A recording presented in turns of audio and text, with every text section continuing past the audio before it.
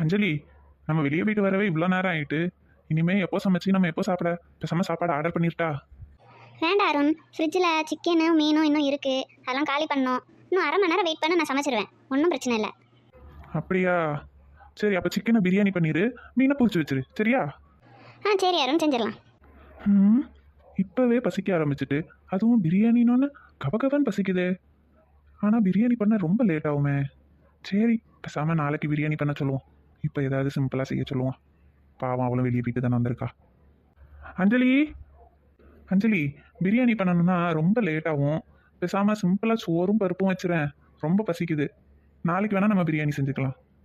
அதுவும் சரிதான், எனக்கும் வேலை மிச்சம். 10 நிமிஷத்தில் ரெடி ஆயிரும். வெயிட் பண்ணு. ம், எப்படியும் இதுவும் பருப்பு வேகணும், சோறும் வேகணும். லேட்டாக தான் செய்யும். என்ன செய்ய? பேசாமல் ரசம் வைக்க சொல்லிடும். அதுனா சோறு கூட சட்டுன்னு வெந்துடும். ரசம் வைக்கிறது 5 நிமிஷம் வேலை. அஞ்சலி, அஞ்சலி, பருப்பு வைக்கணும், அதுவும் லேட்டாக தான் செய்யும். பேசாமல் ரசம் மட்டும் வச்சிரு, போதும். வயிறுக்கும் நல்லது, உனக்கும் வேலை கொஞ்சம் ஈஸியாக இருக்கும்ல. பாவம், நீ வேற வெளியே போயிட்டு வந்து டயர்டாக இருப்ப.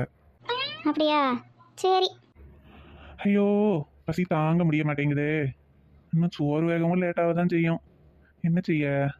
பேசாமல் பிரெட்டையும் முட்டையும் தின்னுட்டு போயிடலாம். அஞ்சலி, அஞ்சலி, சோறு வைக்கவும் லேட் ஆகும். எனக்கு ரொம்ப பசிக்குது. பேசாமல் பிரெட்டும் முட்டையும் மட்டும் போட்டு எடுத்துகிட்டு வாயேன். என்ன அஞ்சலி, கோபமாவா இருக்க? உனக்கு வேலையை எவ்வளோ சிம்பிள் ஆக்கியிருக்கேன் நான். ப்ளீஸ்மா, போய் செய். அப்பா, பிரெட்டு முட்டைனா சீக்கிரம் போட்டு எடுத்துகிட்டு வந்துடுவா. அது வரைக்கும் ஃபோனை பார்ப்போம். அதுக்குள்ளே பசி கொஞ்சம் தெரியாமல் இருக்கும். பாரா, ஞாயிற்றுக்கிழமை என்னன்னா அவன் ஸ்டேட்டஸ் போட ஆரம்பிச்சிடுறான். ஐயோ, இவன் வீட்டில் சிக்கன் பிரியாணி போலையே. அவன் என்னடான்னா மட்டன் குழம்பு போட்டு ஸ்டேட்டஸ் போட்டிருக்கான். இவன் வீட்டில் மீன் குழம்பு. ஐயோ, இதையெல்லாம் பார்த்தா மறுபடி பயங்கரமாக பசிக்குதே. செவனேன்னு நம்மளும் வாயை வச்சுட்டு சும்மா இருந்தா அவள் முதல்ல பிரியாணியை செஞ்சிருப்பா. இந்நேரத்துக்கு பிரியாணி ரெடியாக இருக்கும். நம்மளும் ஒரு ஃபோட்டோ எடுத்து ஸ்டேட்டஸும் போட்டிருக்கலாம். வயிறு நிறையா சாப்பிடவும் செஞ்சுருக்கலாம். மாற்றி மாற்றி சொல்லி கடைசி பிரெட்டு முட்டை தான் திங்க போகிறோம். சரி, அதனால என்ன, ஏதாவது ஸ்நாக்ஸை நொறுக்கிட்டு வயிற்ற நிரப்பிடுவோம். அப்புறமா அவளை பிரியாணி செய்ய சொல்லிடுவோம். அஞ்சலிமா, முட்டையும் வேண்டாம், பேசாம வாயை திறந்த, ஒரு பேருக்கு சோறு கூட உனக்கு கிடையாது.